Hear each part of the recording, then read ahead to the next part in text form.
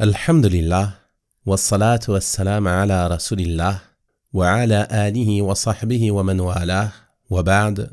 Ces derniers jours, nombre de questions nous parviennent de la part de certains de nos frères et sœurs, parfois plongés dans la confusion, en raison des polémiques et des rumeurs qui circulent sur les réseaux sociaux, remettant en question la fiabilité de l'annonce de certains pays musulmans concernant l'observation de la nouvelle lune du mois de Shawwal et sa vision au coucher du soleil du 29e jour du mois de Ramadan.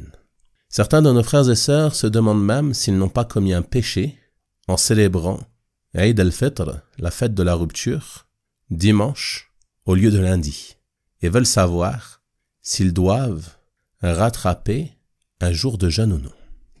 Ces polémiques sont en partie la conséquence de la diffusion de certaines données astronomiques soutenant que la nouvelle lune n'aurait pas pu être observée. Et nombre de débats et de discussions ont été ouverts cherchant à savoir comment expliquer les témoignages des musulmans affirmant avoir observé la nouvelle lune, alors que, selon les calculs, il était impossible de la voir à ce moment. Donc avant de répondre à cette question, j'aimerais tout d'abord rappeler un point important qui fait partie des bases essentielles du comportement qu'il convient à tout musulman et à toute musulmane d'adopter dans cette situation. Et ce comportement nous a été ordonné par Allah subhanahu wa ta'ala dans son noble livre. Lorsqu'il a dit dans Surat An-Nisa, « Ya ayyuhalladhina amanu, ati'u Allah wa ati'u ar-rasul, wa ulil amri minkum. » Ô vous qui avez la foi, obéissez à Allah, obéissez aux messagers et à ceux d'entre vous qui détiennent l'autorité. فَإِن تَنَازَعْتُمْ فِي شَيْءٍ فَرُدُّوهُ إِلَى اللَّهِ وَالرَّسُولِ. Puis, si un désaccord quelconque, quel qu'il soit, survient entre vous, renvoyez-le à Allah et aux messagers. Renvoyez-le à Allah, c'est-à-dire au livre d'Allah subhanahu wa ta'ala, et aux messagers, à la sunna du messager d'Allah sallallahu alayhi wa sallam. Et il a lié cela à la perfection de la foi. Il dit « In kuntum tu'minuna billahi wal yawmil akhir » Si vous avez réellement foi en Allah et au jour dernier. « Dhalika khayrun wa ahsanu ta'wila » Cela est meilleur pour vous et mènera à une meilleure solution. Il est meilleur pour nous de revenir au Coran et à la sunna, et cela nous mènera à une meilleure solution plutôt que de revenir aux débats et aux polémiques qui sont lancés par des personnes bien souvent inaptes à parler sur ces sujets, qui se prononcent à tort et à travers sur les réseaux sociaux. Également, Allah subhanahu wa ta'ala nous a ordonné dans son noble livre un comportement très important qui est de revenir aux gens de science. Il a dit « Fas'alu ahla dhikri in kuntum la ta'lamun » Interrogez les gens du rappel si vous ne savez pas. L'imam al-Sa'di rahimahullah ta'ala a dit dans le tafsir de ce verset qu'il est général et englobe tout sujet lié à la religion, ses fondements et ses branches. Si une personne ignore un sujet de la religion, elle doit interroger celle qui en a connaissance. Puis il dit rahimahullah, et il a précisé, c'est-à-dire Allah subhanahu wa ta'ala, que ce sont les gens de science qui doivent être interrogés, et cela prouve qu'il est interdit d'interroger celui qui est connu pour être ignorant et ne pas avoir de science, et qu'il est interdit à une telle personne de s'exposer à cela. Fin de citation de la parole du Cheikh rahimahullah ta'ala. Et combien sont nos frères et sœurs, que ce soit sur ce sujet ou d'autres, à s'empresser de s'exprimer, de donner leur avis, de faire des commentaires, sans que leurs paroles ne soient basées sur la science authentique du Coran et de la Sunna. Et ceci est une erreur. Donc que disent les savants de l'islam sur ce sujet?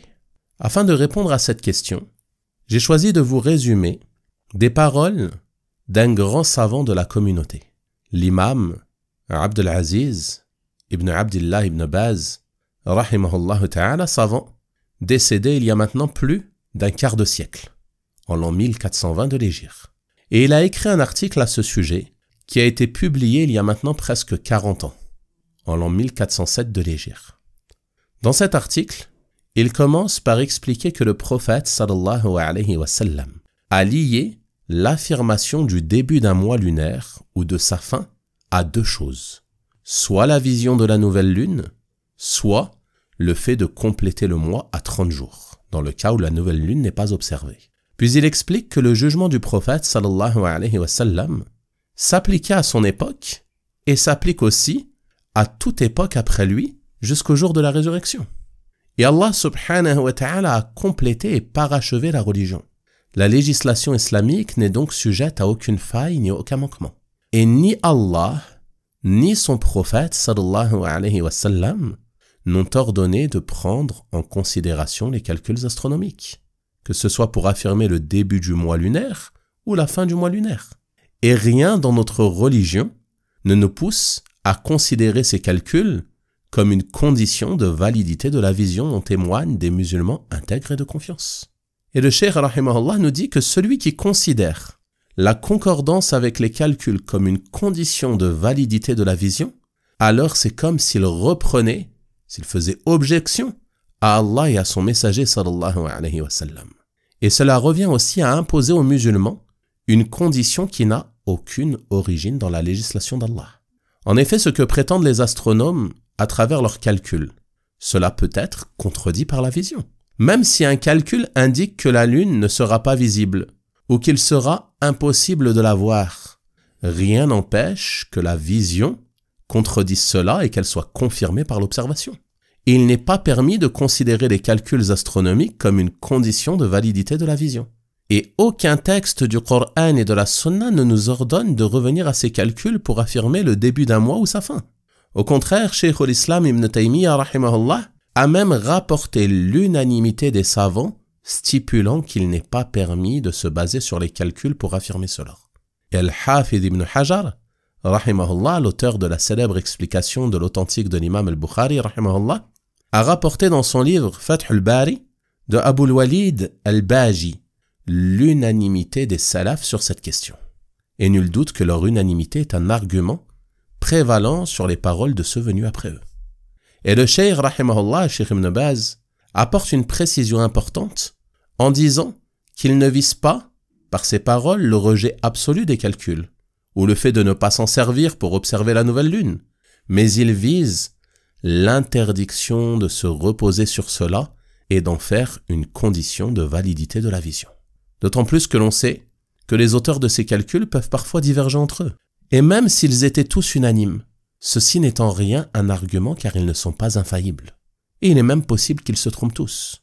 Tandis que l'infaillibilité se trouve dans le suivi de ce qui nous a été ordonné dans les textes du Coran et de la Sunna. Voilà donc, en résumé, la réponse à toutes ces polémiques qui ont enflammé les réseaux sociaux ces derniers jours et qui ont semé le doute et la confusion chez beaucoup de nos frères et sœurs qui ne vivent pas en terre d'islam, pensant qu'ils s'étaient trompés en célébrant la fête de la rupture dimanche au lieu de lundi. Et le cheikh rahimahullah ta'ala a dit en conclusion de son article à supposer que les musulmans se soient trompés concernant le croissant lunaire au début ou à la fin du mois, tout en se basant en cela sur ce qui est confirmé dans la sunna de leur prophète sallallahu alayhi wa sallam, alors il n'y aurait aucun mal pour eux. Ils ont fait ce qui leur a été ordonné, se baser sur la vision. Il dit rahimahullah, au contraire, ils seraient récompensés et remerciés pour s'être basés sur ce qu'Allah a légiféré pour eux et sur ce qui est confirmé comme information de leur prophète sallallahu alayhi wa sallam. Et s'ils délaissaient cela en raison de la parole des astronomes en présence d'une preuve légitime de la vision du croissant lunaire au début ou à la fin du mois, ils seraient alors dans le péché et en grand danger de recevoir le châtiment d'Allah subhanahu wa ta'ala pour s'être opposés à ce qu'a légiféré pour eux leur prophète et leur imam Muhammad ibn Abdillah sallallahu alayhi wa sallam. Et Allah a mis en garde contre cela en disant فَلْيَحْذَرِ الَّذِينَ يُخَالِفُونَ عَنْ أَمْرِهِ أَنْ تُصِيبَهُمْ فِتْنَةٌ أَوْ يُصِيبَهُمْ عَذَابٌ أَلِيمٌ. Que ceux donc qui s'opposent à son commandement prennent garde qu'une épreuve ne les atteigne ou que ne les atteigne un châtiment douloureux. Ceci est donc un résumé de quelques paroles que le cheikh rahimahullah ta'ala a mentionné dans cet article.